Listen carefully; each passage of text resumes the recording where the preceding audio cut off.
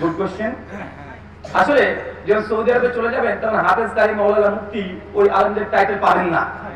এই হাফেজ কারি মাওলানা মুফতি এই টাইটেলটা ভারত, বাংলাদেশ, পাকিস্তানের উলামারা এটা ব্যবহার করে। সৌদিতে যখন কি পাবেন? শেখ, সব শেখ। আমাদের ইন্ডিয়াতে যারা ইন জেনারেল যারা হিন্দুইজম, খ্রিস্টানিটি, অ্যাথিজম মানে হিন্দুদের সঙ্গে ডিবেট করে আলোচনা করে, যারা খ্রিস্টানদের সঙ্গে ডিবেট বিতর্ক বাহাস যারা করে, নাস্তিকদের সঙ্গে যারা ডিবেট বিতর্ক করে, তাদেরকে একটা এক্সট্রা টাইটেল দেওয়া হয়, সেটা হচ্ছে ব্রাদার। কি কথা বলেন? তো এটা নাম না, এটা টাইটেল। যে হাফেজ কারি মাওলানা মুফতি এটা টাইটেল, ব্রাদার কি এটা টাইটেল। অনেকে ভাবে এটা মানে নামের অংশ, মানে নামের অংশ না। অনেকবার বলে ভাই আপনার বউ, তাহলে কি নামে ডাকে আপনাকে? মানে ওর মনে হচ্ছে এটা বউ মানে ব্রাদার বলে ডাকবে। তো কেউ যদি হাফেজ কারি মাওলানা মুফতি আলহাজ আব্দুর রহমান যে নাম হয়, তার বউ কি বলে ডাকে? এই হাফেজ কারি মাওলানা মুফতি আব্দুর রহমান সাহেব আসেন, এ বলে ডাকে নাকি? কি বলে ডাকে? নিকনেমটা ধরে ডাকে। ওই টাইটেল এটা, নাম নয়। আল্লাহ কোরআন মাজিদ সূরা হুজুরাত আয়াত নম্বর 10 আল্লাহ বলছে ইন্নামাল মুমিনুনা ইখওয়া, নিশ্চয়ই একজন মুমিন আর একজন মুমিনের কি ভাই, মানে ব্রাদার। তো আমি আপনাদের ব্রাদার ভাই। আপনি যদি গাল দিতে চান তো ব্রাদার রাহুল ভাই বলে গাল দেন। আলহামদুলিল্লাহ, ইনশাআল্লাহ আমরা সকলেই বুঝতে সক্ষম হয়েছি। দ্বিতীয় প্রশ্ন, মাযহাবের অনুসারী হওয়ার প্রয়োজনীয়তা। মাযহাবের অনুসারী হওয়ার প্রয়োজনীয়তা। প্রথম কথা দেখেন মাযহাব কি, এগুলো আমরা অনেকে বুঝি না। চার মাযহাবের যারা ইমাম, প্রথম ইমাম তিনি ইমাম আবু হানিফা রাহিমাহুল্লাহ। তিনি জন্মগ্রহণ করেছেন 80-তে, মৃত্যু 150-এ। তিনি কুফাতে জন্মগ্রহণ করেছেন, কুফাতে মৃত্যুবরণ করেছেন। তার নাম হচ্ছে মুহাম্মদ বিন সাবিত আল-কুফি আল-জুদি। দ্বিতীয় ইমাম ইমাম মালিক, জন্ম 93 হিজরি, মৃত্যু 179 হিজরি। তৃতীয় ইমাম ইমাম শাফিঈ রাহিমাহুল্লাহ, জন্ম 150, মৃত্যু 204। চতুর্থ ইমাম ইমাম আহমদ ইবনে হাম্বল, জন্ম 163, মৃত্যু 241। এই চার ইমামের জন্ম। অনেকে মাযহাব মনে করে কি না কি একটা হবে মনে হয়। মাযহাব যেগুলো হচ্ছে এক একটা ইমাম কি আলেম, বড় বড় আলেম ছিল সেই সময়কার। তারা কোরআন হাদিস ঘেটে ঘেটে যে বুঝেছে, ফতোয়া দিয়েছে, তার ছাত্ররা সেই ফতোয়াকে সংকলন করেছে, তখন তার ফতোয়া যারা মানে তাকে বলা হয় সেই মাযহাবের দিকে নিসবত করা হয়। ইমাম আবু হানিফা একজন আলেমের নাম, কিসের নাম? বড় মাপের আলেম, সেই সময়কার বিখ্যাত আলেম। তিনি কোরআন সুন্নাহ যা বুঝেছেন, ফতোয়া দিয়েছে, তার ছাত্ররা সেই ফতোয়াকে সংকলন করেছে, বিভিন্ন গ্রন্থের রূপ দিয়েছে, এবং ওই ফতোয়া যারা মানে তারা হানাফি মাযহাব। যারা মালিক, মালিক মাযহাব মানে মালিকি কে? ইমাম মালিক, আনাস বিন মালিক, একজন ইমাম, মদিনায় জন্ম, মদিনায় মৃত্যু, মদিনার ইমাম বলা হয়, দারুল হিজরা। তো ওই সময় তিনিও কোরআন সুন্নাহ যা বুঝেছেন, তিনি একটা ফতোয়া দিয়েছেন। তো চার মাযহাব মানে চারটে ইমামের আলেমের ফতোয়া। কথা বুঝতে পারলেন? এখন এটা এই চার মাযহাবের ফতোয়া যে কোনো একটা মাযহাব মানা, কেউ মাযহাব মানে না তা না, সবাই মাযহাব মানে, কিন্তু এক একজনের ডিমান্ড এক এক রকমের। কেউ বলছে আমরা একটা মাযহাবই মানবো, আমরা শুধু আবু হানিফার মাযহাবই মানবো, শাফি, মালিকি, হাম্বলি মানবো না। আর আমরা বলি যে না, চার মাযহাব বড় বড় বিদ্বান তারা আলেম, তাহলে চারজনের ফতোয়ায় যার ফতোয়া কোরআন সুন্নাহর অনুকূল হবে, চারজনকে একসাথে মানতে হবে। একটা উদাহরণ দিয়ে বুঝতে পারবেন। ইমাম শাফি রাহিমাহুল্লাহর ফতোয়া হচ্ছে, যদি আপনি অজু করেন আর বউকে টাচ হয়ে গেছে, শুধু টাচ, কোনো যৌনতা নাই, জাস্ট টাচ হয়ে গেছে, ইমাম শাফি বলছে অজু শেষ। হুশ, অজু কি চাচা, মানে অজু করে চাষির গায়ে একটু টাচ হয়ে গেছে, কারণ অজু কি হয়েছে? শেষ। আবার কনকনে ঠান্ডাতে অজু করতে হবে। ইমাম আবু হানিফা বলছেন না না, যদি অজু করার পরে স্ত্রীর গায়ে টাচ করে অজু ভাঙবে না, এবং চুম্বন করলেও অজু ভাঙবে না, যতক্ষণ একটা কাম রস শরীর থেকে বের না হচ্ছে। তখন আমরা দেখি ইমাম শাফি যেই ফতোয়া দিয়েছে, এটার পক্ষে কোরআন সুন্নাহর তেমন মজবুত কোনো দলিল নাই। ইমাম আবু হানিফা যে ফতোয়া দিয়েছে, তার যে ফতোয়া, আলহামদুলিল্লাহ, সহিহ বুখারীর বর্ণনা যে আল্লাহ নবী বলেছেন, সহিহ বুখারী 155 নম্বর হাদিস, 54 নম্বর হাদিস, আমাদের আয়েশা বলছে আল্লাহ নবী যখন তাহাজ্জুদে নামাজ পড়তেন, সেই সময় পাটা কিবলার দিকে মুখ করা থাকতো, নবী সিজদা দিতেন আর পাটা সরিয়ে দিয়ে তারপরে সিজদা দিতেন। এই তো নবী তাকে টাচ করে সিজদা দিচ্ছে, নবীর যদি অজু না ভাঙে তো শাফি তোমার ভাঙলে আমি কি করবো? মনে হয় এখানে ইমাম আবু হানিফার যে ফতোয়া একদম অকাট্য সহিহ। আবার একটা ফতোয়া দেখে নেন, ইমাম আবু হানিফার ফতোয়া একটা, উনি বলছেন যে কোন ব্যক্তি যদি এই মোজা আছে, এই মোজার উপরে যদি মাসা করে, ইমাম আবু হানিফার ফতোয়া অনুযায়ী সে যাবে না। জুরাবানি শুধুমাত্র চামড়ার মোজা যদি হয় তবেই হবে, কিন্তু সুতোর মোজাতে হবে না। ইমাম শাফি বলছে না, আল্লাহ মিসরা বাইনের উপরে মাসা করেছেন, শুধু শর্ত এটাই চামড়া যেন দেখতে পাওয়া না যায়, চামড়া যেন দেখতে না পাওয়া যায়, মানে খুব পাতলা যেন কাপড়টা না হয়, যদি তারপরে সুতোর মধ্যে হয় তাহলে যাবে। তাহলে এই ফতোয়া দেখছি যেমন শাফির দলিলটা বেশি সহি, এটা হানাফি মাযহাব চাইতে আমরা হচ্ছে এই ফতোয়া মানবো। তো আসলে কেউ মাযহাব মানে না তা না, এটা ভুল ধারণা। সবাই যারা আহলে হাদিস তারাও মাযহাব মানে, তো তারা বলে চার মাযহাবের মধ্যে থেকে যার ফতোয়াটা কোরআন সুন্নাহর বেশি অনুকূলে সেটাকে গ্রহণ করব, আর কেউ বলছে না একটাকেই মানতে হবে। এই তো পার্থক্য। শুকরান। আমার একটা বই আছে গাড়িতে, তাকলিদ মাযহাব ভ্রান্তি নিরাসন, দুই পক্ষে দলিল নিয়ে আলোচনা করা হয়েছে, যাদের প্রয়োজন গাড়িতে বসে সংগ্রহ করতে পারবেন। জি। পরে প্রশ্ন, আমি একজন রাজমিস্ত্রি, সময় ইচ্ছা থাকা সত্ত্বেও কবর পাকা বা মাজারের কাজ করতে হয়, তার কারণে গুনাহ বা পাপ হবে কি? সূরা মায়েদার 2 নম্বর আয়াতের মিডল অংশ আল্লাহ বলেছেন তাওয়ামুল বিররি ওয়াত তাকওয়া, তোমরা সৎ কাজে একে অপরের সঙ্গে সহযোগিতা করো, কিন্তু মন্দ কাজে নয়। যে মন্দ কাজে সহযোগিতা করেন তার সেই গুনাহগার আপনিও হবেন। সুনান ইবনে মাজাহ 3388 নম্বর হাদিস, জাবির বিন আব্দুল্লাহ থেকে সেই হাদিস বর্ণনা, নবী আলাইহিস সালাম বলছেন যে জিনিসটা হারাম করা হয়েছে তার সেই সম্পৃক্ত সবকিছু হারাম। যে মদ হারাম, মদ তৈরি করা হারাম, মদ বিক্রি করা হারাম, মদ হিসাব রাখা হারাম, মদের মাথায় বহন করে ট্রাক থেকে নামানো হারাম, হোটেলে নিয়ে যাওয়া হারাম। তো যেটা নিষিদ্ধ তার সঙ্গে সম্পৃক্ত সব কিছু নিষিদ্ধ। শুকরান। পরের প্রশ্ন, তাশাহুদ পড়ার সময় আঙ্গুল উঠানোর পদ্ধতি কি, দয়া করে জানান। আত্মীয়তার বৈঠকে যখন বসবেন তার সাথে বৈঠকে শেষে আঙুলটাকে কি করবেন? সুনান নাসাই হাদিস নাম্বার 922, যেটা ওয়াইল বিন হুজর রাদিয়াল্লাহু আনহু বিখ্যাত সাহাবী, তিনি বর্ণনা করছেন যে আল্লাহর নবী যখন তার সাথে বৈঠকে বসতেন, যেমন তার সাথে দোয়া করতে তখন ইউহাবিকু, তার আঙুলটা অনবরত নড়তে থাকতো, নড়তে থাকতো। কিন্তু আমাদের সমাজে প্রচলিত আছে লা ইলাহা ইল্লাল্লাহর সাথে তুলবো, ইল্লাল্লাহর সাথে আমি নিব। আমার জানা মতে এই মনে কোনো হাদিস পাওয়া যায়নি। ইমাম বাইহাকি তিনি শুধুমাত্র ফতোয়া দিয়েছেন, এমনকি ইমাম আহমদ করে বলা থেকেও আমার জানা মতে কোনো ফতোয়া নাই। জাস্টিস তাক উসমানী তার দর্শে তিরমিজি 912 নম্বর হাদিসের অধীনে আলোচনা করতে তিনি ওই বিষয়টাকে আলোচনা করেছেন যে এই ব্যাপারে ইমাম আযম আবু হানিফার কোনো ফতোয়া পাওয়া যায় না। জি। আমাদের প্রায় মসজিদে নামাজ শেষে সম্মিলিত মুনাজাত হয়, মুনাজাতের বিধান কি? চাচা, নামাজ শেষে মোনাজাত হয় আর অনেক মসজিদে হয় না, এখন কি করবেন? ওই যে আপনার ফর্মুলা দিয়ে রেখেছি,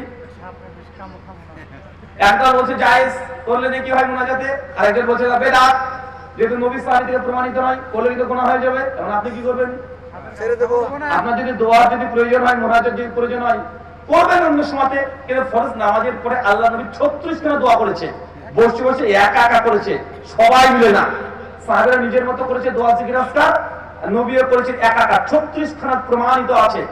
কিন্তু ইমাম সাহেব হাত তুলবেন, মুক্তাদি পিছনে হাত তুলবেন, ইমাম সাহেব দোয়া করবেন, মুসল্লিরা আমিন বলবেন, এই যে সিস্টেম ফরজ নামাজের শেষে আল্লাহর নবী জীবদ্দশা তিনি করেনি। এইজন্য মক্কা মদিনাতে দেখবেন এখনো হয় না। যারা যারা হজ উমরা করেছেন তারা জানেন যে ওখানে এখনো হয় না। কেন? কারণ নবী থেকে প্রমাণিত নয়। আর অনেকের মধ্যে একটা ভুল ধারণা আছে, হুজুর আরে হাতই তো তুলেছি আল্লাহর কাছে, আর কি আর দোয়ার আদব তো হাত তোলা, আরে হাত না তুলে কি দোয়া হয়? চাচা, দোয়ার আদব হাত তোলা, হাত না তুলে দোয়া হয় না, এটা আপনার ভুল ধারণা। হাজার জায়গা আছে যেখানে দোয়াতে আপনিও হাত তোলেন না, দেখবেন। আচ্ছা, বাথরুম করে ঢোকা দোয়া আছে না নাই? হাত তুলেন, আর কেউ যদি হাত তুলে কি বলবেন? মানুষ না পাইলে মারে, পায়খানা করে ঢোকার হাত তুলেছে বলবেন, কি বলবেন না? আরে পায়খানা থেকে বের হাত দোয়া আছে না নাই? হাত তুলেন। মসজিদে ঢোকার দোয়া আছে না নাই? হাত তুলেন। মসজিদ থেকে বের হওয়ার দোয়া আছে না নাই? হাত তুলেন। পোশাক পরার দোয়া আছে না নাই? হাত তুলেন। জুতো পরার দোয়া আছে না নাই? হাত তুলেন। বাড়ি থেকে বাইরে হওয়ার দোয়া আছে না নাই? হাত তুলেন। গাড়িতে ওঠার দোয়া আছে না নাই? হাত তুলেন। বাজারে বসে দোয়া আছে না নাই? হাত তুলেন। আয়নাতে মুখ দেখার দোয়া আছে না নাই? হাত তুলেন। শত শত জায়গা আছে, কি আমরা হাত তুলি না? আচ্ছা, রাত তুলাতে যখন স্বামী স্ত্রী গেছে যান একে অপরের কাছে, সেই সময়টা দোয়া আছে না নাই? সেই সময় হাত তুলেন। সেই সময় হুজুরকে রাখবেন মসজিদে, হুজুর রাতের বাড়ি পেছনে আসেন, আপনি পেছন থেকে দোয়া শুরু করবেন, আমরা স্বামী স্ত্রী আমি নামে বলবো, তারপর ব্রাজিল আর্জেন্টিনা চলবে। এরকম কি করেন নাকি ভাই? আমাদের মধ্যে একটা ধারণা যে দোয়া মানে হাত তুলতে হবে। চাচা না, দোয়া মানে হাত তোলা নয়। নবী 3 ভাবে দোয়া শিখিয়েছে, 3টা পদ্ধতি। কিছু কিছু দোয়া আছে মুখ জুয়া নড়াবেন দোয়া হয়ে যাবে, হাত তোলা দরকার নেই, ইমামের দরকার নেই। এই যে জায়গাগুলো বললাম জিভ দিয়ে পড়লে হয়ে যায়, হাতেরও দরকার নেই, হুজুরও দরকার নেই। আর কিছু দোয়া আছে আপনি একা নিজে 2 হাত তুলে দোয়া করতে পারবেন। যেমন কবর জিয়ারত করতে যাবেন, একা একা 2 হাত তুলে দোয়া করতে পারবেন, সবাই মিলে না, একা একা যা মন চায়, আপনার বাপ মারা গেছে, যা মন চায় আপনি তাই দোয়া করতে পারবেন, 2 হাত তুলে করতে পারবেন। সে মুসলিম কি তো জানে যে সেই সময় হাদিস বর্ণনা আছে, যেমন আপনি হজ করতে গেছেন, উমরা করতে গেছেন, যখন তা করেন সাফা বাহার, যখন একবার আপনি সাই হয়ে যাবে, তাকাবেন কিবলা দেখতে পাচ্ছেন, কাবা দেখতে পাচ্ছেন, ওই সময় 2 হাত তুলে যত ইচ্ছা আপনি দোয়া করেন। কমপক্ষে নবী 21 জায়গাতে 2 হাত তুলে দোয়া করেছে। এটা সে বুখারী মুসলিমের হাদিস দ্বারা প্রমাণিত। কিন্তু ফরজ নামাজের পরে নবী 2 হাত তুলে মুনাজাত করেছেন, যেগুলো আমরা করি এটা প্রমাণিত নাই। পরের প্রশ্ন, আপনার নামের পূর্বে তুলনামূলক ধর্মতাত্ত্বিক কেন? আমার নামের পূর্বে তুলনামূলক ধর্মতত্ত্ব এই শব্দ লেখা আছে কেন?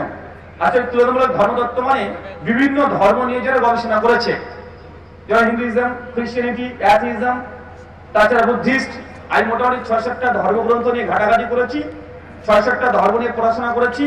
এই বিষয়ের উপরে আমার যথেষ্ট পরিমাণে গবেষণা আছে, স্টাডি আছে। এই জন্য নামের পরেটা লিখে দেয়, আমি কোনোদিন লিখতে বলিও নি, তারা লিখে দেয়, কারণ তারা জানে। দেখেছি আমার খ্রিস্টানের সঙ্গে ডিবেট দেখেছেন কি দেখেন নাই? কমপক্ষে 20খানার কাছাকাছি ডিবেট আছে। হিন্দুদের সঙ্গে আছে না নাই? হিন্দুদের গরু গোস খাওয়া যাবে কি যাবে না এরপরে ডিবেট করেছি। আর অনেক বিষয় হিন্দুদের সঙ্গে ডিবেট আছে, নাস্তিকের সঙ্গে আছে না নাই? ওই যে বাংলাদেশের আসাদ, আপনাদের কোথায় ছিল যেন এদিকে না, তাও ভালো ওর সঙ্গে ডিবেট আছেন একটা। তো যারা এই ওয়ার্ল্ডের বাকি রিলিজিয়ন নিয়ে গবেষণা করে, তদন্ত করে, যারা পড়াশোনা করে, তাকে বলা হয় তুলনামূলক ধর্মতত্ত্ব। এটা কম্পারেটিভ রিলিজিয়ন্স। জি ভাই প্রশ্ন করেছেন, হুজুর তওবা করার নিয়ম দয়া করে শিখাবেন। আচ্ছা, আমার কিছু লেখা বই আছে। একটা যে মৃত ব্যক্তির জন্য জীবিতদের করণীয় এবং বর্জনীয়, বাপ মা মারা গেলে কি কি নেকি করবেন, 17খানা আমল করা যায়। যে আমল করলে বাপ মা কবরে নেকি পাবে, আর 17খানা আমল করা যাবে না, যে সমাজে চলছে, কিন্তু মানুষ করছে, কিন্তু সে নেকি হবে না, বরং গোনা পাপ হবে। আর একটা বই আছে আলাদা হাদিস হানাফি দ্বন্দ্ব নিরসন। হানাফির হাদিস মারামারি আছে না নাই? এখন কেন মারামারি আছে? তাদের নামাজের পদ্ধতি, আমাদের নামাজের পদ্ধতি, দুটো পদ্ধতি নিয়ে আলোচনা করা হয়েছে। এবং প্রত্যেকটা রেফারেন্স, কত নম্বর হাদিস, কোন পৃষ্ঠায় হাদিস সহিহ কি সহিহ না, সহিহ হলে কেন সহিহ, জয়ীফ হলে কেন জয়ীফ, এন্ড ইলমুল রিজাল দিয়ে আলোচনা করা হয়েছে। প্রায় 600খানা হাদিসের গ্রন্থ লিখে রেফারেন্স দেওয়া আছে বইটাতে। আরেকটা বই আছে মাযহাব মানা যাবে কি যাবে না, এই প্রসঙ্গে। সব ওখানে আছে, হ্যাঁ, স্টেজে বাদিকে আছে, সংগ্রহ করতে পারে। তওবা করার নিয়ম কি শুনেন। তওবা করার জন্য ঘটা করে সে তওবা করতে হবে, এটা ব্যাপার নয়। যদি কোনো ভুল হয়ে যায়, যদি কোনো কবিরা করে ফেলেন, তার সরাসরি ডাইরেক্ট আল্লাহর কাছে কি করতে হবে? কি করতে হবে? আল্লাহর কাছে ক্ষমা চাইতে হবে। সরাসরি দোয়া, ইস্তেগফার যেগুলো আছে, সাইদুল ইস্তেগফার আছে, নরমাল ইস্তেগফার, আস্তাগফিরুল্লাহ, এই নরমাল যে ইস্তেগফার গুলো আছে, এইগুলো সবসময় পড়তে থাকবেন। কোনো এক নির্দিষ্ট ব্যক্তির কাছে গিয়ে তার হাঁটুতে হাত রেখে গুনাহ স্বীকৃতি দিয়ে তওবা করার যে সিস্টেম, এটা সঠিক না, বরং এর উল্টো নবীর জামানায় হয়েছে। মাইজ ইবনে মালিক, বিখ্যাত সাহাবী, সহিহ মুসলিম কিতাবুল হুদুদে হাদিস আছে, তিনি একটা মেয়ের সঙ্গে ফিজিক্যাল রিলেশন করে ফেলেছেন। নবীকে সে বলছে, নবী তুহরিনি, আমাকে পবিত্র করেন। নবী বুঝতে পারছে যে জেনা করেছে। নবী তখন বলছে, যাও, ফিরে যাও। বারবার নবী ভুলে দিচ্ছে, নবী শুনতে যাচ্ছে না তার গুনাহ, কি গুনাহ করছে শুনতে যাচ্ছে না, বারবার তুমি ফিরে যাও, ফিরে যাও, ফিরে যাও। যখন বলছে, যেমন পেটটা উঁচু হয়ে গেছে, আমি ব্যভিচার করছি, জেনা করেছি, তারপর তাকে মারতে যাচ্ছে না, সারা দিতে যাচ্ছে না, বলে যাও, যখন বাচ্চা প্রসব হবে তখন আসবে। এই হাদিসের ব্যাখ্যা ইমাম নববী রাহিমাহুল্লাহ বলছেন, গুনাহ যদি গুনাহ কাবিরা করে ফেলেন, তাহলে কার সামনে প্রকাশ করা দরকার নেই, আল্লাহর কাছে প্রকাশ করেন। সহিহ বুখারী 6069 নম্বর হাদিস। আল্লাহ বলছেন কিয়ামতের মাঠে কিছু মানুষকে আল্লাহ চাদর দিয়ে ঘিরে নেবেন, আল্লাহর রহমতের চাদর দিয়ে। তারপরে একটা কাগজ দেবেন, কাগজে বলে ইকরা, পড়তে থাকো, পড়বে। আল্লাহ কি পড়ছে এগুলো? বলছে আল্লাহ এগুলো আমার গুনাহ, পাপ। আল্লাহ তখন বলবেন যে এই পাপগুলো তুমি দুনিয়াতে করেছিলে, কিন্তু কাউকে বলনি, গোপন রেখেছিলে। আমি আল্লাহ তোমার ইজ্জতের জন্য তোমার পাপকে আমি প্রকাশ করিনি। যাও, আজকে আমাদের মাঠে তোমাকে লজ্জিত করবো না, তোমার পাপগুলো আমি ক্ষমা করে দিলাম। পাপ স্বীকার, তার মানে আদালতে করবো না তা না, মানে আদালতে আপনি না আমি করিনি এরকম না, মানে কারো কাছে তওবা করার সময়, ইস্তেগফার করার সময় কি পাপ করেছেন এটা বলার দরকার নেই। যে প্রশ্ন জিজ্ঞাসা করা থাকে যা জেনা করেছেন আপনি, এটা আপনি ক্ষমা পেতে চাচ্ছেন পদ্ধতি কি, আপনি বলতেন ভাইজান যদি কেউ জেনা করে, মানে যদি কেউ, মানে আপনি বলছেন বলার দরকার নেই, কথা বুঝতে পারছেন? আপনি যদি কেউ জেনা করে তাহলে তবা করার সিস্টেম কি, এও প্রশ্ন করতে পারেন নিজেকে জোরে কে, কথা কি বুঝতে পারলেন? শুকরান। পরের প্রশ্ন, সুদ, মুনাফা, লভ্যাংশ, জমি বন্ধক রাখা, স্বর্ণ বন্ধক রাখা, এর মধ্যে পার্থক্য কি? হারাম। 115 বার দিয়েছেন, সুদ, বন্ধক, মুনাফা, লাভ, লাভ্যাংশ কি।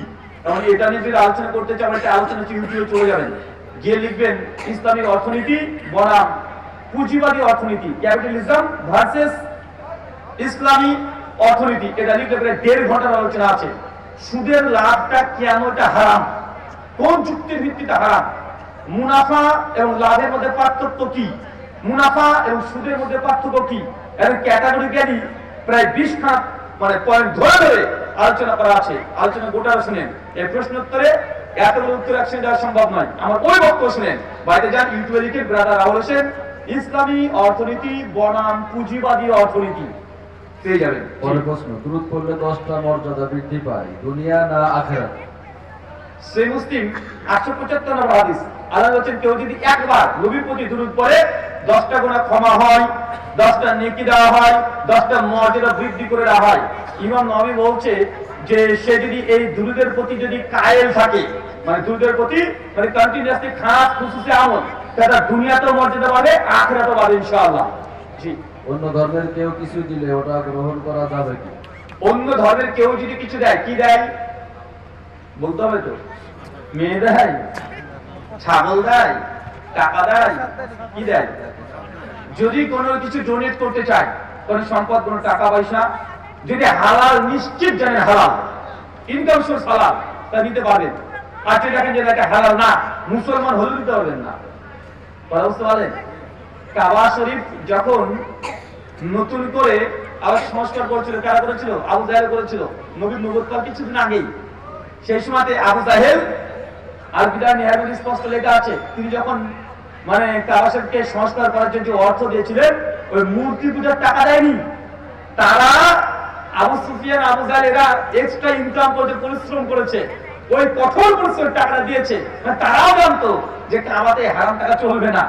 আর এখান থেকে শেখ সালেহ ইসলামী দলিল নিয়ে বলেছে অবস্থা যদি হালাল নিশ্চিত জানেন তাহলে সে টাকা আপনি নিতে পারবেন। সুতরাং পীর কি, পীর ধরা বাধ্যতামূলক কিনা? পীর কি, পীর ধরা ফরজ কি ফরজ না? শোনেন, তাহলে আপনি যদি বলেন পীর ধরা ফরজ, তাহলে আপনার বাংলাদেশে একটা পীর আছে হাক্কানি পীর, যারা বলে পীর ধরা ফরজ তারা বলে হাক্কানি পীর ধরতে হবে, সে পীর হলে হবে না। কারণ বাংলাদেশে লাখ লাখ পীর আছে, আছে না নাই? কতগুলো পীর আছে, কত মাস খাটাস আছে না? আপনি যদি বলেন আমার পীর হচ্ছে হাক্কানি পীর, পীর ধরা ফরজ, তো চীন দেশে যারা মুসলমান আছে আপনার পীরকে চেনে? হ্যাঁ, কথা বলেন। ওই পীর সাহেবকে তার ভাষা বুঝবে? আচ্ছা, আপনার বাংলাদেশে যে পীর আছে আমরা ইন্ডিয়াতে তাদের নামই জানি না, কথা বুঝবেন না মনে হয়। তা আপনার পীর যদি হাক্কানি হয় তো ইন্ডিয়ার মুসলমান কোথায় যাবে? জাহান্নামে যাবে নাকি? পৃথিবী কি ছোট্ট মনে করছেন নাকি? না, শুধুমাত্র ইসলাম সেটা বাংলাদেশের মানুষের জন্য। আরে যেটা ধরা ফরজ সেটা ইউনিভার্সাল হয়, ইউনিভার্সাল মানে পুরো বিশ্বের মানুষের জন্য সেটা ফরজ হয়। রোজা রাখা ফরজ, পুরো বিশ্বের মানুষের জন্য ফরজ। নামাজ রাখা ফরজ, পুরো বিশ্বের মানুষের জন্য ফরজ। তো পীর দ্বারা যদি ফরজ হতো তাহলে একজন পীর পুরো বিশ্বের মানুষ তাকে ধরাটা ফরজ হতো, হতে হতো না? এই গ্রামে একে ফরজ, ওই গ্রামে ওকে ফরজ, এটা হতো নাকি? অনেকে বলে যে বায়াত করতে হবে, বায়াত হাদিসে আছে, কোরআনে আছে। হ্যাঁ আছে তো, বায়াত কোরআনে সূরা ফাতিহা 8 নম্বর 10 নম্বর দুটো আয়াত আছে।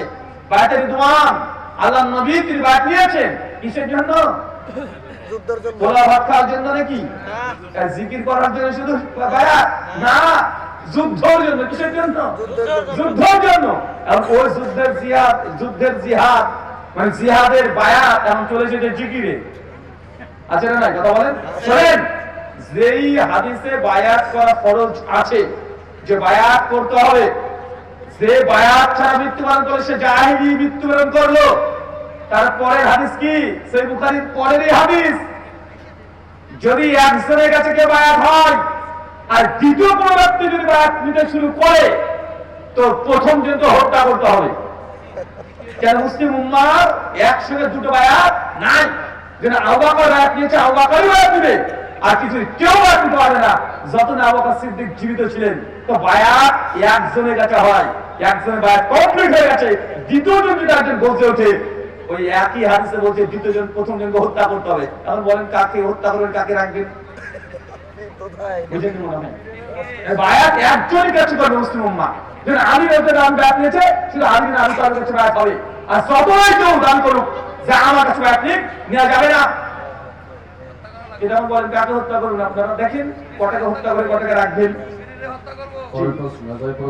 ইসলাম ধর্মে কেন বিভক্তি রয়েছে দয়া করে জানাবেন। ওয়াতাসিমু বিহাবলিল্লাহি জামিআন ওয়া লা তাফাররাকু, তোমরা আল্লাহর রজ্জুকে আঁকড়ে ধরো, পরস্পর বিচ্ছিন্ন হও না।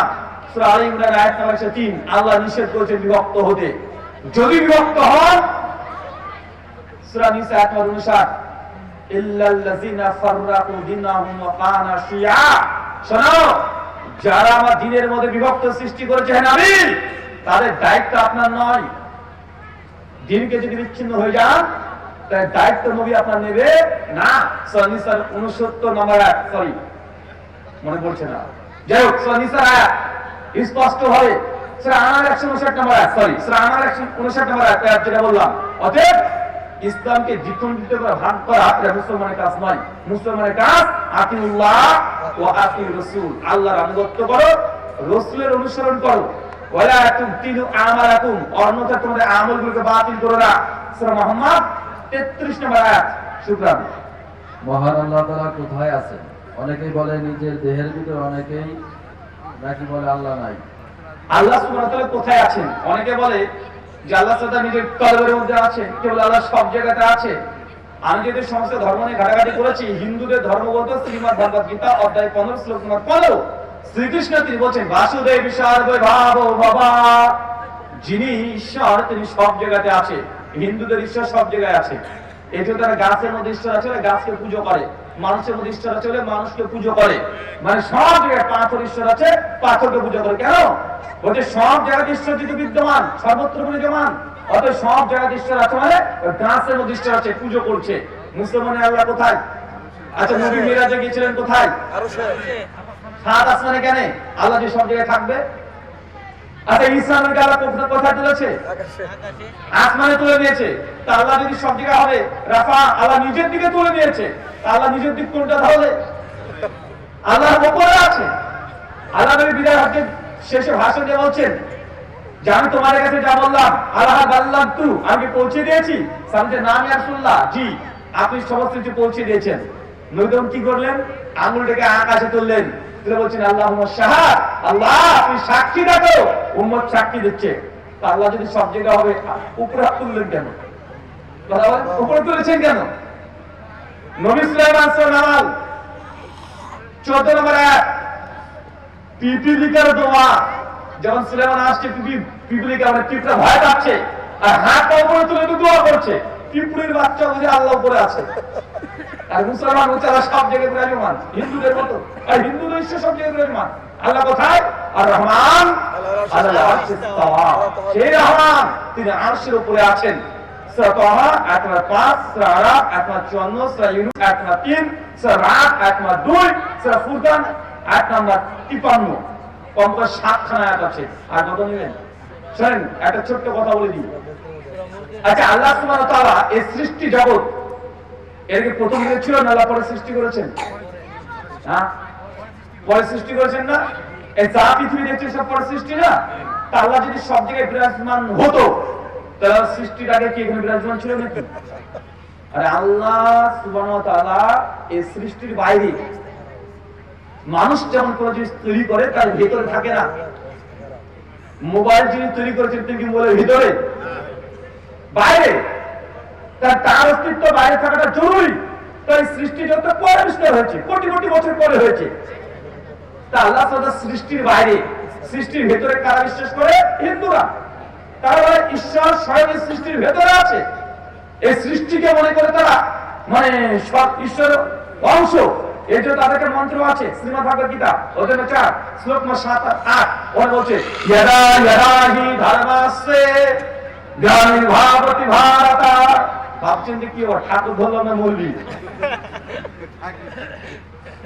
অভ্যুত্থানম ধর্মস্যে তদাত্মানাং সৃজামিহং পরিত্রাণায় সাধূনাং বিনাশায় দুষ্কৃতম ধর্ম সংস্থাপনায় সম্ভাবমি যুগে যুগে। স্বয়ং শ্রীকৃষ্ণজি বলছেন যখন ধর্মের মধ্যে অধর্ম নেমে আসবে, স্বয়ং শ্রীকৃষ্ণ তখন এই সৃষ্টি বস্তুর মধ্যে প্রবেশ করবে। তো এই কনসেপ্টে হিন্দুদের ঈশ্বর সব জায়গায় বিরাজমান, মুসলমানের না, এটা খ্রিস্টানদের আকিদা। তারা মনে করে যে জিসাস খ্রিস্ট তিনি ঈশ্বরের পুত্র, ঈশ্বর মানে ঈশ্বরের পুত্র অংশ, সৃষ্টিকে তারা অংশ মনে করে। মুসলমান আমরা মনে করি স্রষ্টা আর সৃষ্টির মধ্যে পার্থক্য আছে, আছে না? আমরা মাখলুক। জি, নারী পুরুষের নামাজের পার্থক্য আছে কিনা দয়া করে জানান। নারী এবং পুরুষের নামাজের মধ্যে কোনো পার্থক্য আছে না? নাই। আচ্ছা, নারী পুরুষের অজুর মধ্যে কোনো পার্থক্য আছে? তো নামাজের পার্থক্য থাকবে কিভাবে? নারীর জন্য কি নবী আলাদা নবী এসেছিল? একটাই তো নবী। সে বুখারী 631 নম্বর হাদিস, প্রথম খণ্ড 100, প্রথম খণ্ড 88 নম্বর পৃষ্ঠা। সে বুখারী দারুল দেওবন্দের দার্সিনুস খা মালিক বিন ওয়ারিস 20 দিন 20 রাত নবীর সঙ্গে ছিলেন, অনেকগুলো নুসিয়া করেছিলেন। তারপরে তিনি যার দিনে একটা নুসিয়া করেছেন, সাল্লু কামারা রাআইতুমুনি উসাল্লি, শোনো যেইভাবে আমাকে নামাজ পড়তে দেখলে ওইভাবে নামাজ পড়বে। তো আল্লাহ নবী কোনো পার্থক্য করেনি। কিছু পার্থক্যের কথা হাদিসে পাওয়া যায়, কিছু পার্থক্য পাওয়া যায়। কেমন? যে মেয়েরা গলা উঁচু করবে না, ওটা কিছু নামাজে না সব জায়গাতে। মেয়েরা জোরে সশব্দে কথা বলবে না, আর এটা তো সব সময় রে ভাই, নামাজে কোনো পার্থক্য না। মেয়েরা পর্দা এরকম করবে, আর এই পর্দা সব জায়গাতে। যে পার্থক্য গুলো দেয় এটা নামাজের পার্থক্য না, এটা সব সময়কারী পার্থক্য। সিজদার যে পার্থক্যের কথা বলা হয় সে সঙ্গে প্রমাণিত নয় যে সিজদার সময় তার গুটি ছুটি হয়ে যাবে, এই ধরনের কোনো পার্থক্য পাওয়া যায় না। কারণ আবু দারদা থেকে সেই বুখারীতে ইমাম বুখারী তারিকাতান হাদিস নিয়ে এসেছে যে আবু দারদা বিখ্যাত সাহাবী, মহিলা সাহাবী উম্মে দারদা, তিনি সেই সময় কি করতেন? তিনি এমন ভাবে সিজদা দিতেন যে পুরুষের মতো। একাধিক দলিল প্রমাণ পাওয়া যায়। আমাদের বাংলাদেশি ভারতীয় মুসলমানরা একটু দৃঢ় আমরা বেশি বুঝি। জি, অনেক লোক মনে মনে নামাজ পড়ে, সম্পর্কে কোরআন হাদিসে কিছু বলা হয়েছে কিনা? মনে মনে নামাজ পড়া, একে মানে যেহেতু উনি মারিফতি লাইনে মনে মনে নামাজ পড়ছেন, আপনি হাকি কিছু লাঠি দিয়ে পিটাবেন। মানে মারিফত মানছে, আপনি শরীয়ত মানেন। মানে মারিফত আমি দেখতে পাবো না, তাই না? তো শরীয়ত দেখতে পাবো আমি, তুই মনে মনে নামাজ পড়েছিস কি পড়ছিস জানি না। বরং ওমর বিন আব্দুল আজিজ তার জামানায় তিনি প্রতিষ্ঠা করে দিয়েছিলেন, যারা বেনামাজি মসজিদে নামাজ পড়বে না তাকে জেলখানে বন্দী রাখতে হবে। তা হাত মানে শরীয়ত হচ্ছে তাকে জেলখানে বন্দী রেখে বেধড়ক পেটাতে হবে। এবং আহমদ করে বলেছে যে নামাজ পড়ে না, নামাজকে কাজা করে পড়ে, নামাজ পড়ে কাজা করে পড়ে, তাকে জেলখানে বন্দী রেখে তাকে 100 দৌড়া মারতে হবে। তো শরীয়ত 100 দৌড়া মারা।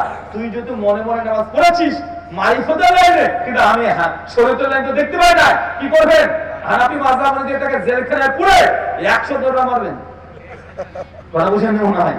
বেদাত বিদাত সম্পর্কে কোরআন ও হাদিসে কিছু বলা হয়েছে কিনা? কি সম্পর্কে? বেদাত বেদাত গোটাটা তো ওটা নিয়ে আলোচনা করলাম। 7 খণ্ড রামায়ণ করে সীতারামের মাসি মারুফাত সম্পর্কে কোরআন হাদিসে কিছু বলা হয়েছে? মারুফাত, মারিফাত, মারিফাত আছে তো? মারিফাত মানে গায়েব। এটা শব্দ ট্রান্সলেটর পরিবর্তন করেছে, এই ফার্সি শব্দকে যুক্ত করে ঢুকিয়ে দিয়েছে। গায়েব বিষয় নাই, গায়েব যেগুলো সেগুলো মারিফত। যেমন কবরের আযাব, জান্নাত, জাহান্নাম, ফেরেশতা, ইবলিস, শয়তান, কি এগুলো মারিফত। এগুলোকে বদমাইশি করে নিয়ে গেছে, ওই আমলের দিকে ঢুকিয়ে দিয়েছে যে এইভাবে এগুলো মারিফতের রাস্তা। মারিফত মানে মার খাওয়ার রাস্তা। যারা প্রশ্ন করছে খেয়াল করে শুনবেন, খেয়াল করে প্রশ্ন উত্তর শুনবেন। বিতের নামাজ কত রাকাত? অনেকে বলে 1 রাকাত, 3 রাকাত এবং 5 রাকাত। বেতের নামাজ কয় রাকাত? 1 রাকাত, 3 রাকাত, 5 রাকাত। বেতের নামাজ, বেতের মানে কি জানেন? বেতের মানে বেজর। বেতের মানে কি? বেজর। বেতের নামাজ 3 রাকাত জায়েজ, 5 রাকাত জায়েজ, 7 রাকাত জায়েজ। নবী 3টে করেছে, 1 রাকাতও করেছে। যখন রাত ঘনিয়ে আসতেন আল্লাহ নবী বলছেন তোমরা নামাজ পড়তে তাহাজ্জুদ করতেন, তারপরে তিনি 1 রাকাত করে 30 থেকে যেতেন। তখন 3 রাকাত পড়তেন না, 5 রাকাত পড়তেন। কিন্তু মাসলাকে আহানা করে যে 3 রাকাতকে তার ওয়াজিব বলে। কিন্তু শাফি হাম্বলি তারা বলে না, 1 রাকাত সুন্নাত, 3 রাকাত সুন্নাত, 5 রাকাত সুন্নাত। তো নবী 3টেই করেছে। আমরা তাই বলি যে আপনি 3 রাকাত পড়তে চান পড়েন, 5 রাকাত পড়তে চান পড়েন, 1 রাকাত পড়তে চান, নবী এটাও করেছে। 3টে জায়েজ, বাধ্যতামূলক একটা নয়। নবী 3টে সুন্নাত প্রমাণিত, 3টে জায়েজ। শুকরান। আর এই সম্পর্কে যারা জানতে চান হুজুরের লেখা বই আছে, বইগুলো সংগ্রহ করবেন। সংগ্রহ করতে পারবেন। পরের প্রশ্ন, ইমাম সাহেব সূরা ফাতিহা পড়ার পর জোরে আমিন বলা যাবে কি? এত প্রশ্ন উত্তর দিলে গেলে তো সারা রাত লেগে যাবে। ইমাম সাহেব যখন সূরাতুল ফাতিহা পড়বে সেই সময় জোরে আমিন বলবেন কি বলবেন না? সহিহ বুখারী বাব 111 হাদিস নম্বর 780 এর অধীনে অধ্যালোচনা করা আছে। আতা বিন আবি রাওয়া ইবনে জুবায়ের থেকে হাদিস বর্ণনা করছেন যে সেই সময় এমন জোরে তারা আমিন বলতেন, মসজিদে যখন গম গম করে আওয়াজ হতো। এখন বলেন কি করবেন? বলেন কি করবেন এখন? শাফি, হাম্বলি, মালিকি তিন মাযহাবে জোরে এখন আমিন বলে। যারা বলে তিন মাযহাব হক, তো শাফি, হাম্বলি, মালিকি তারা তো জোরে আমিন বলে, কিন্তু হানাফি মাযহাবে জোরে বলা হয় না। কেউ তিন মাযহাবে বলে কি বলে না? কিছুদিন আগে রেজাল্ট করে আমরা বাংলাদেশে, আমি তোকে কিউট বয় বলি, আমার ভালো লাগে তাই আমি খুব পছন্দ করি, লাইক করি, এই জন্য উনি দেখুন আলোচনা বলেছেন যে জোরে বললেও হবে, আস্তে বললেও হবে। তো আপনি ঝগড়া করেন কে? বুঝলেন না? নবী জোরে আমিন বলেছেন। আর এই নামাজের তরিকা নিয়ে যত ঝামেলা আছে বইটার মধ্যে প্রত্যেকটা দলিল দেওয়া আছে, দুই পক্ষই দেওয়া আছে, শুধু আহলাসের যাচ্ছে তা না, হানাফিদেরও দেওয়া আছে। কোন দলিলটা তুলনামূলক শক্তিশালী সেটা রিজাল শাস্ত্রের আলোকে আলোচনা করা হয়েছে, ইলমু রিজালে আপনারা সংগ্রহ করতে পারেন। জি। জুমার খুতবার সঠিক নিয়ম কি, দয়া করে জানাবেন। জুমার খুতবার সঠিক নিয়ম হাম, সানা আর উম্মার জন্য দোয়া, এই তিনটে থাকতে হবে আরবিতে বাধ্যতামূলক। কি বললাম? হাম, সানা আর উম্মার জন্য কি? দোয়া। এই তিনটে আরবিতে হবে। অনেকে বলে না যে বাংলাতে খুতবা দিচ্ছে, না রে ভাই, বাংলাতে খুতবা কেউ দেয় না। প্রথমে যেটা খুতবা, ইন্নাল হামদুলিল্লাহ নাহমাদুহু ওয়া নাস্তাঈনুহু ওয়া নাস্তাগফির, এটা সবাই আরবিতেই বলে, বলে কি বলে না? এর মধ্যে আল্লাহর হাম থাকে, সানা থাকে, উম্মার বলে দুরূদ, দোয়া, নসিহত সব থাকে। খুতবা যখন শেষ হলো তারপরে কি করে? তখন সেটা নসিহত করে। কি করে? ডাইরেক্ট নসিহত করে। অনেকে আবার বলে যে আল্লাহ নবী কখনো তো বাংলাতে তিনি তো খুতবা দেননি, তো নবী কখনো বাংলাতে ওয়াজ করেছে নাকি? হ্যাঁ, তাহলে আমরা ওয়াজ করছি না? নবী কি বাংলাতে কোরআন বলেছে নাকি? তো বাংলাতে কোরআন অনুবাদ হয়েছে না? এগুলো হচ্ছে ওয়াজতা ওয়াজফটি। জুমার খুতবা, খুতবা মানে কি? আলোচনা। খুতবা মানে কি? আলোচনা, বক্তব্য। তো আপনি যদি নাই বুঝেন, আপনার কাছে যদি এসে যদি এখন ধরেন আমাদের ভারতের একটা ভাষা আছে না, আমাদের তেলুগু ভাষা, চেন্নাই দেখবেন তেলুগু ভাষাতে কথা বলে, তেলুগু আপনারা বুঝেন?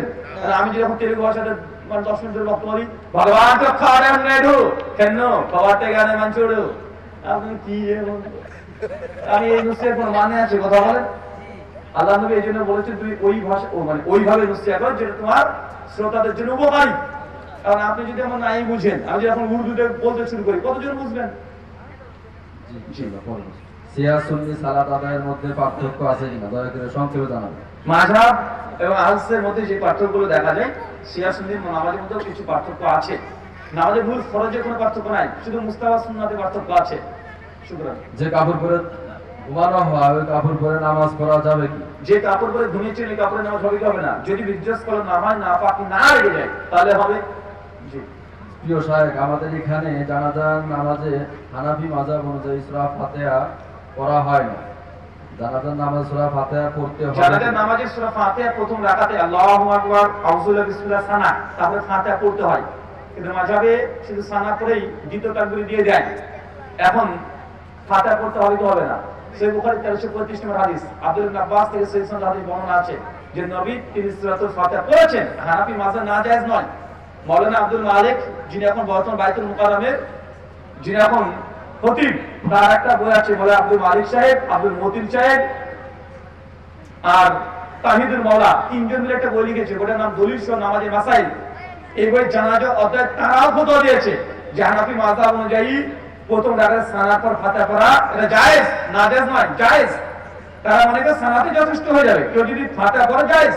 আমরা বলি যে না, নবী যেহেতু পড়েছেন, সাহাবী যখন পড়েছেন, আমরাও পড়বো, আমরা পড়ি। জি। পরের প্রশ্ন, একজনের নামে কয়বার কুরবানি দেওয়া যায়? একবার একজন ব্যক্তি যিনি কতবার কুরবানি দিতে পারেন? 1 কোটিবার যদি সমর্থ থাকে 1 কোটিবার দেন।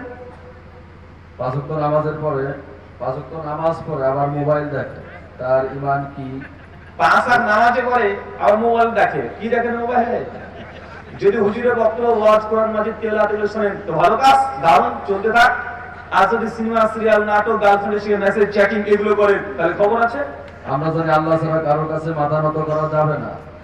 যারা এই দেশে পীর দরবারে মাথা নত করে তাদের সম্পর্কে কিছু সংক্ষিপ্ত বলবো। সিজদায় তাজিমি দেয় তারা বলে সিজদায় তাজিমি, আর তাজিমি সিজদাকে নবী হারাম করেছে। নবী ইউসুফ দিয়েছে, নবী আদম আলাইহিস সালামকে দিতে বলেছে। তো নবী আদমের সময়ে ভাই বোনে বিয়ে করা যায় ছিল, তো তুই তোর বোনকে বিয়ে করে দেখা। আমরা জানি গান শোনা বা দেখা হারাম। এই দেশে প্রতিনিয়ত গান বাজনা হয়, যারা এই গান বাজনা হারাম জেনে প্রচার করে তাদের নিয়ে কিছু সংক্ষিপ্ত কিচ্ছু করতে হবে না, গ্রামবাসী আপনার ফাইন করে দিবেন। এলাকাতে যদি গান বাজে তাহলে 5,000 টাকা জরিমানা। সবাই একজোটে দাঁড়িয়ে যান, দেখেন গান কবে পালিয়ে যাবে। উস্তাদ, বিড়ি সিগারেট ও পান জর্দা খাওয়ার পরে উজু করে সালাত আদায় করলে সালাত আদায় হবে কি? বিড়ি সিগারেট জর্দা খেয়েছে, তারপর উজু করেছেন, তারপর নামাজ পড়ছেন, নামাজ হবে কি হবে না আমি তো বলতে পারবো না রে ভাই, ওটা আল্লাহ বলতে পারবে। তো আল্লাহ কোরআনে জানিয়েছেন ইন্না সালাতা তানহা, নিশ্চয় নামাজ মানে অশ্লীল মন্দ কাজ থেকে দূরে রাখে। যে নামাজ কবুল হচ্ছে হচ্ছে বুঝবেন কিভাবে? যখন নামাজ পড়ছেন পাপ থেকে আপনি দূরে চলে যাচ্ছেন, মানে পাপ করতে ভয় পাচ্ছেন, কিন্তু নামাজও করেন পাপও করেন, জানবেন নামাজ পড়ছেন কায়েম হচ্ছে না। জি, আর ভাই লিখছেন ইনকাম ছাড়া কি বিয়ে করা যায়? ইনকাম ইনকাম ছাড়া ইনকাম করা ছাড়া কি জায়েজ বিয়ে করা? আরে ভাই, যদি তোমার যদি হয়ে যায় তাহলে বিয়ে করতে পারবা। ইনকাম রিজিকের মালিক আল্লাহ, রিজিকের মালিক তুমি না। আর তোমার বউ যেটা আসবে ওর রিজিক আল্লাহ তাকদীরে লিখে দিয়েছে। তুমি মনে করো না যে তুমি তোমার বউকে খাওয়া, বউয়ের রিজিক যেটা আছে অটোমেটিক আল্লাহ সেই রিজিকটা তোমার আমলে দিয়ে দেয়। কথা বুঝতে পারছেন? মায়ের পেটে যখন বাচ্চা থাকে তখন মায়ের রক্ত মানে নাপাক রক্তকে খাবার বানিয়ে দেয়। সন্তান যখন দুনিয়ায় চলে আসে মা তখন স্তনে দুগ্ধ দিয়ে দেয়। রিজিকের মালিক তুমি না।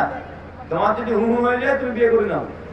আর ভাই প্রশ্ন করেছেন জিনা থেকে ফিরে আসার উপায় এবং জিনা প্রক্রিয়া সম্পর্কে ফিরে আসার উপায় কি একটু জিনা থেকে বাঁচার উপায় বিয়ে করো, সামর্থ্য না থাকলে রোজা করো, তারপর যদি না পারো সোশ্যাল মিডিয়া যত প্ল্যাটফর্ম আছে সব ব্লক করে বসে রাখো। পরক্রিয়া করা যাবে না। জি, আসসালামু আলাইকুম ওয়া রাহমাতুল্লাহ। বর্তমানে আমাদের সমাজে আসসালামু আলাইকুম ওয়া রাহমাতুল্লাহ, ডাকুন নিচেই প্যান্ট পরা হারাম কিনা? সহিহ মুসলিম 195 নম্বর হাদিস, পুরুষ মানুষের টাকনা নিচে জামা কাপড় পরে মাকাদুম মিনান নার, তার থাকার জায়গা জাহান্নাম। এখন অনেক ভিডিও করছে না অহংকার বশত। আচ্ছা, নবী বলেন পড়লে জাহান্নামে যাবি, এখন তুই তারপরে টাকনার নিচে পড়ছিস, তো এর চেয়ে বড় অহংকার আছে নাকি রে?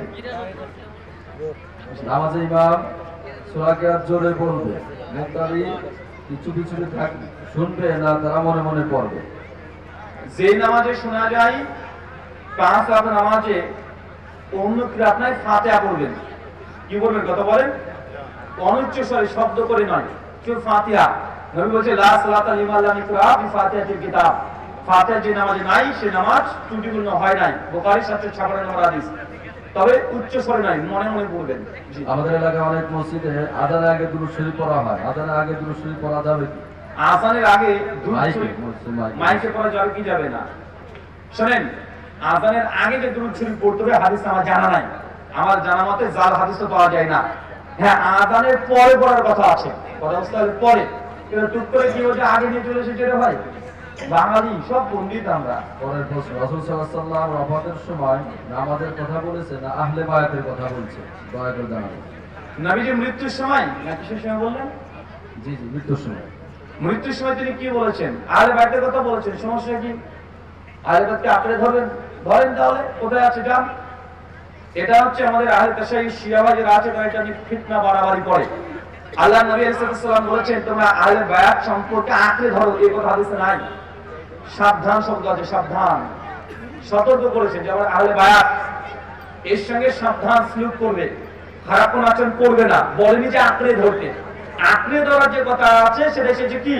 কিতাব আল্লাহ ওয়া সুন্নাতে রাসূলিহি। যে কিতাব আর সুন্নাহ এটা মুস্তাকিল হাকিম মুতাওয়ারিকে বর্ণনা আছে। শুকরান।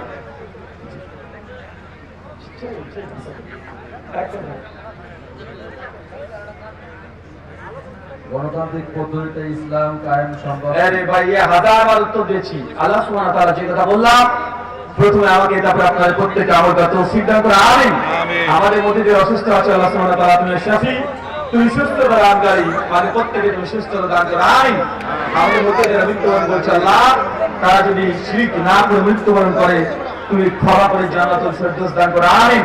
আমাদের মধ্যে যে এখন হালাল রিজিক আমরা পাইনি আল্লাহ সুবহানাহু ওয়া তাআলা, তুমি হালাল উপার্জন দিয়ে পূর্ণ করে দাও। আমিন। এই বলে আজকের মতো আলোচনা প্রশ্ন তো দোয়া শেষ করলাম। ওয়া মা আলাইনা ইল্লাল বালাগ। সুবহানাকা আল্লাহুম্মা বিহামদিক ওয়া আশহাদু আল্লা ইলাহা ইল্লা আনতা আস্তাগফিরুকা ওয়া